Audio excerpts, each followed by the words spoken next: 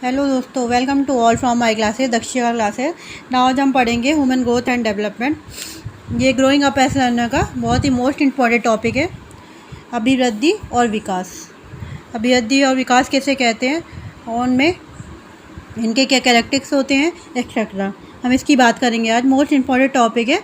और साथ ही साथ ये जो आपकी पूरी बुक है, जो पेपर है आपका growing up as a learner, जिसको हम साइकोलॉजी भी कहते हैं, आपके डीएलएड वगैरह में भी इसे चाइल्ड डेवलपमेंट के नाम से जाना जाता है।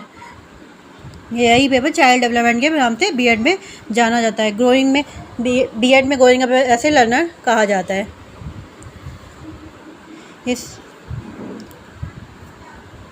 और अगर आपने इस टॉपिक को क्लियर नहीं करा है तो आपका बुक करना ही पूरा वेस्ट है, क्योंकि ये एक तरह का मेन बेसिक है और एग्ज़ाम के पॉइंट ऑफ व्यू से मोस्ट ऑफ इम्पॉर्टेंट टॉपिक्स है ये। इस वीडियो को आप जो पूरी देखिएगा, ध्यान से ज़रूर देखिएगा, क्योंकि इस टॉपिक की वजह से अक्सर स्टूडेंट में काफ़ी कन्फ्यूजन बनी रहती है। तो हमारा ये रहेगा कि हमें आपकी कन्फ्यूजन को इस वीडियो में दूर कर दें। तो हम देखेंगे अब ह्यूमन ग्रोथ एंड डेवलपमेंट, मानव अभिवृद्धि और विकास।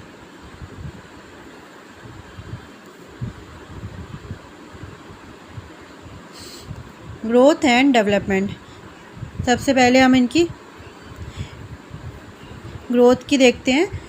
Growth is a regarded as multiplication of cells, as growth is height and weight etcetera. Growth is quantitative, मतलब ग्रोथ क्या है, जिसको हिंदी में कहते हैं अभिवृद्धि। अभिवृद्धि क्या है? अभिवृद्धि को मानव शरीर के बाह्य स्वरूप में होने वाली, जो देख सकते हैं। बाह्य स्वरूप क्या होता है? जो हम देख सकते हैं, वो की वृद्धि के रूप में माना जाता है। जैसे ऊंचाई, वजन में वृद्धि आदि, हाइट का बढ़ना, वेट का बढ़ना आदि।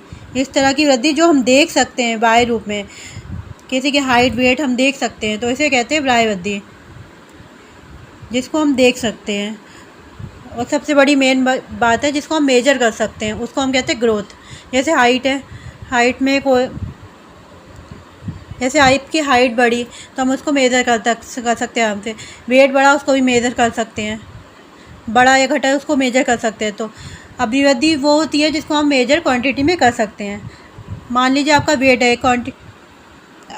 हम उसको मेजर करके बता सकते हैं कि आपका 40 kg है, 30 kg है, जितना भी हो, क्वांटिटी में हम डिफ़ाइन कर सकते हैं। सिमिलरली हाइट को भी डिफ़ाइन कर सकते हैं। इसकी जो हाइट है 5'1" है, 5'2" है, इतने इंच है, तो हमें एक पर्टिकुलर नंबर में वैल्यू में डिफ़ाइन कर सकते हैं। तो वो होता है ग्रोथ। अब हम बात करते हैं डेवलपमेंट का। Development is not limited to growing larger in चीज, it consist of progressive change in quality of human being. मतलब विकास है जो मानव शरीर के बाह्य स्वरूप में होने वाली वृद्धि तक ही सीमित नहीं है। इसका जो रूप है थोड़ा विस्तृत होता है। अभिवृद्धि में हमने क्या किया?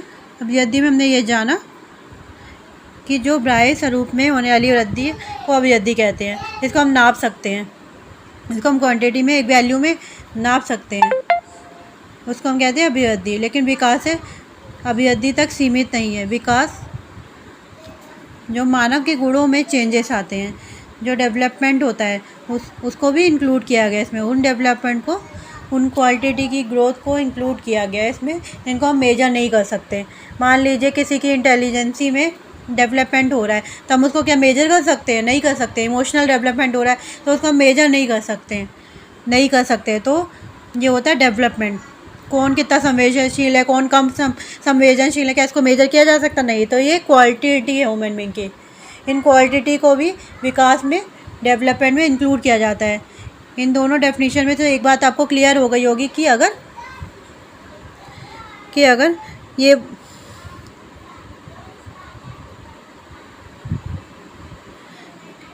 कि डेवलपमेंट जो होता है ग्रोथ का एक छोटा सा पार्ट होता है।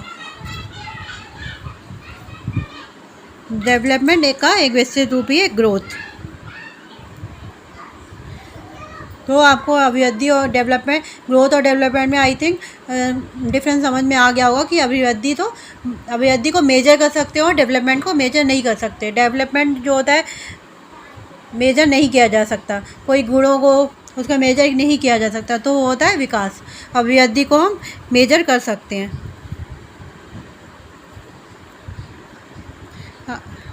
अब चलते हैं इसकी डेफिनेशन के बारे में।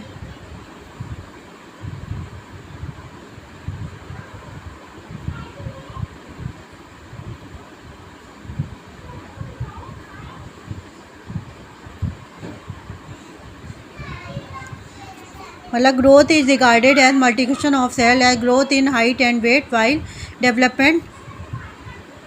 Development refer to change in organise as a whole. Frank ने दिया है विकास की कोशिकाओं के गुणन के रूप में माना जाता है, जैसे ऊंचाई और वजन में वृद्धि, जबकि विकास जीव में होने वाले संपूर्ण परिवर्तन को संदर्भित करता है। फ्रैंक ने डेफिनेशन दी। अगर आपका लॉन्ग क्वेश्चन में आता है तो आप इन डेफिनेशन को लिख देते, साइकोलॉजी की डेफिनेशन को लिख देते तो आपके नंबर अच्छे मिलते हैं। तो ये फ्रैंक ने दिया है। अब हम देखते हैं हरलॉक ने क्या दिया है। Development is not limited to growing larger instead is consist of progressive series of development result is new characteristics and new ability of the part of the individual. Hurlock ने दिया है कि विकास मानव शरीर के बाह्य स्वरूप में होने वाली वृद्धि है।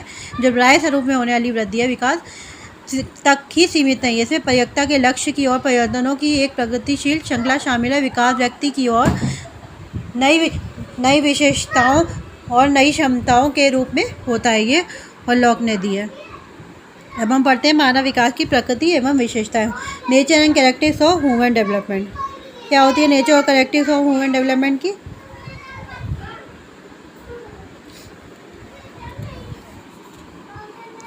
तो सबसे पहला it is natural process.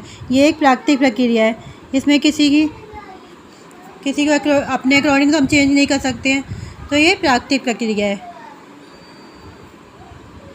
Continuous process है। जो डेवलपमेंट है एक जन्म से मृत्यु तक, बर्थ से डेथ तक सतत प्रक्रिया है। Development is internal, it has no limit. इसकी कोई सीमा नहीं है कितना ज़्यादा डेवलप होगा, कितना कम डेवलप होगा कि नहीं होगा, कितना होएगा और कब होएगा, कोई लिमिट नहीं होती है। Development is quantitative as well as quantitative. जो आपने ऊपर डिफरेंस पढ़ा है, जो आपने अभिवृद्धि और ग्रोथ का डिफरेंस बताया मैंने आपको, वही इसमें लिख सकते हैं। Development is quantitative as well as quantitative. विकास गुणात्मक होने के साथ साथ मात्रात्मक भी है। It depend on heredity and environment both. जो